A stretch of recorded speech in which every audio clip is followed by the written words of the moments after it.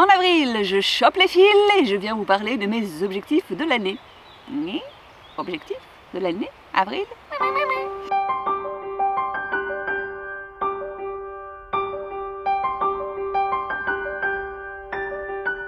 Bonjour les gens! Je viens effectivement vous parler de mes objectifs. Je ne sais pas si vous vous rappelez, mais en tout début d'année, je n'en ai pas fixé, à tel point que je n'ai même pas créé de tableau de vision, alors que c'est pour moi un rituel extrêmement important. Mais voilà, j'en avais pas envie, quand on n'a pas envie, on n'a pas envie. Et en fait, il n'y a pas de date pour se fixer des objectifs, on s'en tape un peu, si ce n'est de le faire quand vous avez envie de le faire. Voilà, merci Laurence pour ce conseil très avisé. Plus sérieusement, il y a eu on va dire une succession de mini-événements ou de mini-choses qui sont apparues dans ma vie qui font que je me suis dit, il serait quand même peut-être temps de te reprendre en main, ma cocotte. Hein, tu ne vas pas rester là pendant encore le temps qui te reste à vivre, à ne rien foutre ou à te justifier de ne rien foutre. Donc, me voilà. En fait, j'ai regardé une vidéo de David Laroche. Alors, on peut aimer ou pas aimer. Si vous ne connaissez pas le gars, c'est un conférencier français, assez punchy, assez branché méthode américaine, qui se dédie de plus en plus au business, au marketing. Donc forcément, ça me plaît de moins en moins. Mais il donne énormément de conseils et d'idées au travers de sa chaîne YouTube. Je l'ai connu à ses débuts, j'ai eu la chance de l'interviewer aussi. Il parle extrêmement bien de la confiance en soi et du fait de faire ce qu'il faut pour vivre la vie qu'on a envie d'avoir. Et bref, je le trouve très inspirant, même si voilà, maintenant un peu moins par rapport au choix qu'il a fait. Mais si ça lui correspond, tant mieux, j'ai envie de dire. Donc déjà ça m'a beaucoup inspirée. J'ai également éprouvé énormément d'enthousiasme à rediscuter avec une copine de sa propre vie, de ses objectifs à elle, de ce dont elle pouvait rêver pour être elle-même. Et la façon dont je me suis comportée avec elle m'a reconnectée à quelque chose en moi, du domaine de l'authenticité, de l'alignement et de vivre la vie de ses rêves. Et enfin, très récemment, j'ai regardé la vidéo de Delphine l'astucieuse, qui s'appelle maintenant, je crois, Petite astuce entre filles, il me semble, où elle parle du fait que souvent on lui dit qu'elle est courageuse parce qu'elle va courir en fait.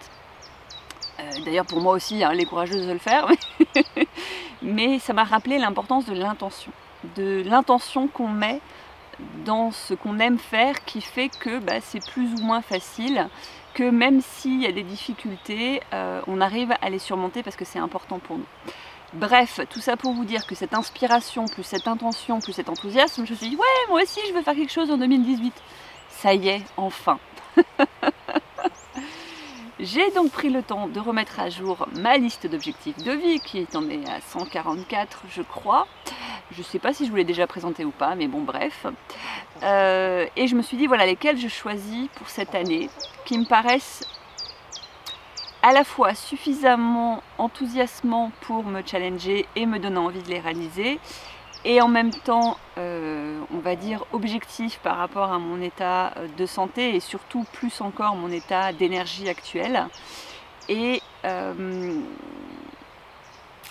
que j'ose en fait, parce qu'à l'heure actuelle, mon problème c'est surtout que j'ose plus. C'est-à-dire que depuis qu'on m'a mis un petit peu une goupille sur la tête, en mode il te reste X temps à vivre, ou en tout cas tu peux espérer vivre X temps, je suis un peu j'y vais pas. Et je fais plein de petites choses, hein. Je fais plein de petites choses, mais je ne prends plus de risques. Et c'est con, hein, mais ça me manque. Et je suis longue dans cette vidéo. Alors si je vous parlais tout de suite là maintenant de finalement les 3 objectifs que j'ai décidé de mettre en place et dont je vais venir vous parler régulièrement. Et en fait c'est pour ça que je suis là aujourd'hui. C'est pas tant pour vous raconter ma life que pour m'engager envers vous, parce que c'est quelque chose qui marche chez moi. J'ai besoin de me challenger, j'ai besoin d'avoir des comptes à rendre en quelque sorte, même si aucun d'entre vous ne va débarquer chez moi avec un fouet si jamais je ne le fais pas. Quoique, je ne sais pas. Mais voilà, le fait d'en parler, c'est ce que Florence Servan-Schreiber appelle jeter le sac par-dessus le mur. C'est-à-dire que si vous avez un sac avec quelque chose d'hyper important pour vous et que vous le jetez par-dessus un mur, il y a quand même de fortes chances que vous fassiez en sorte de pouvoir récupérer le dit sac. Et c'est ce que je compte faire avec cette vidéo. Bref, je me tais, objectif numéro 1. Mon objectif numéro 1, ce sera donc d'envoyer mon manuscrit à une maison d'édition. Pour qu'on s'y retrouve quand je vous en parle, à l'heure actuelle, le manuscrit s'appelle tout simplement Jeanne, le prénom Jeanne, on ne peut pas faire plus simple. C'est le livre que j'ai écrit, en tout cas c'est l'esquisse de manuscrit que j'ai écrit pendant le NaNoWriMo de novembre 2017. C'est celui auquel je n'ai toujours pas retouché, je ne l'ai pas encore ouvert pour être tout à fait franche, je n'y arrive pas. Mais voilà, il me faut un objectif qui soit stimulant et donc ce ne sera pas de le relire, ça ne me stimule pas assez, ce sera de l'envoyer à une maison d'édition parce que même si j'ai publié en auto-édition, en e-book, mon premier livre, l'Hippopotame hyperphage, j'ai envie de passer à l'étape supérieure et de me frotter en fait au monde de l'édition. Et puis bah, si je trouve pas de maison d'édition, c'est pas grave, je ferai comme le premier, je le publierai en auto-édité, mais j'ai quand même envie d'essayer pour voir si ça peut intéresser ou pas.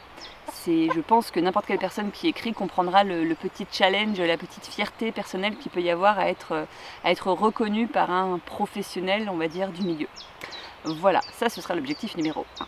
Objectif numéro 2. L'objectif numéro 2, c'est de créer une association autour du développement personnel pour le promouvoir et en particulier la psychologie positive.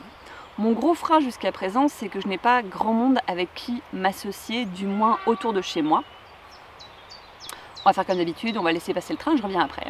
Je disais donc promouvoir la psychologie positive. Alors oui, il existe déjà plein d'associations, il existe plein de professionnels, mais c'est pas parce que quelque chose existe déjà que vous n'avez pas le droit de vous lancer. De une, parce que vous en avez envie et que ça vous plaît, et de deux, parce que vous ne touchez forcément pas la même sphère.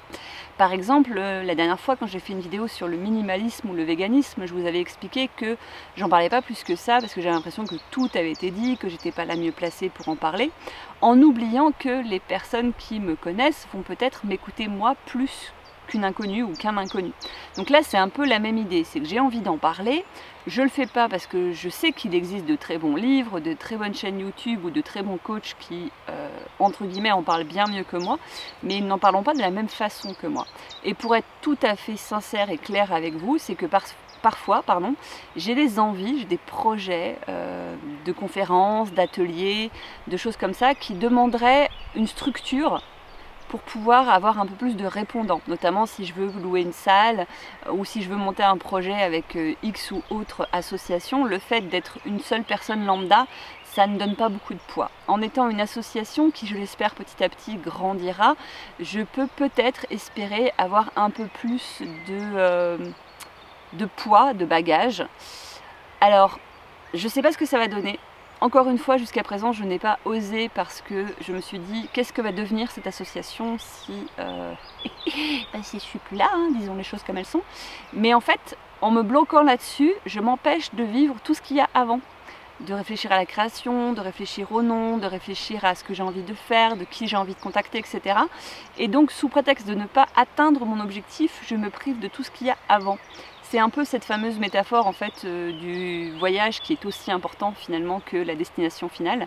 Et ben là c'est un peu la même chose. Donc je vais créer cette association, je sais pas quand, je sais pas comment, je sais pas avec qui, mais je vais le faire. Et comme ça le jour où j'ai envie de créer des événements, je ne suis pas bloquée par une simple question de structure administrative, on va dire ça comme ça. Objectif numéro 3. L'objectif numéro 3 c'est marcher. Voilà, merci, donc je vais me lever, je vais faire un pas, deux pas, j'aurai marché, j'aurai atteint mon objectif. Youhou! Humour à deux balles, bonjour.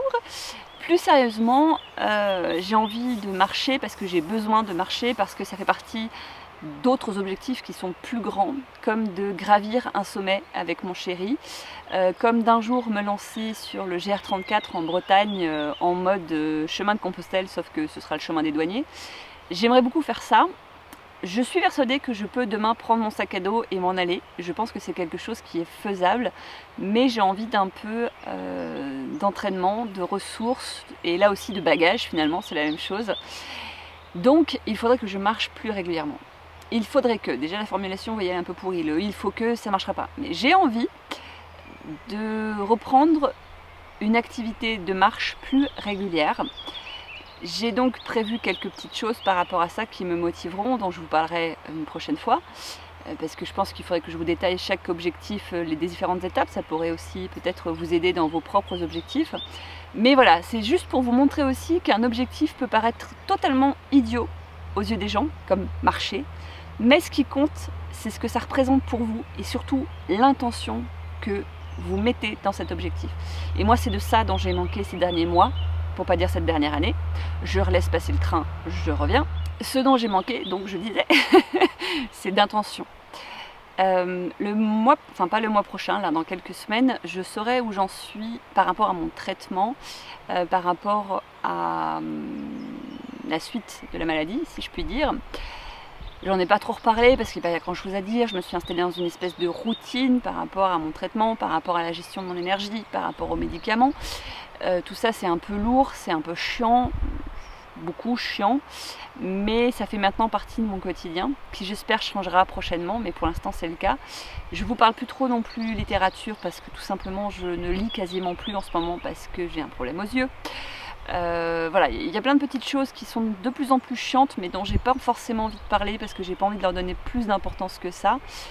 Mais voilà, là aussi du coup mettre de l'intention dans autre chose, diversifier un peu mon énergie et pas être que dans la guérison ou la stabilité, ça peut m'apporter pas mal je pense.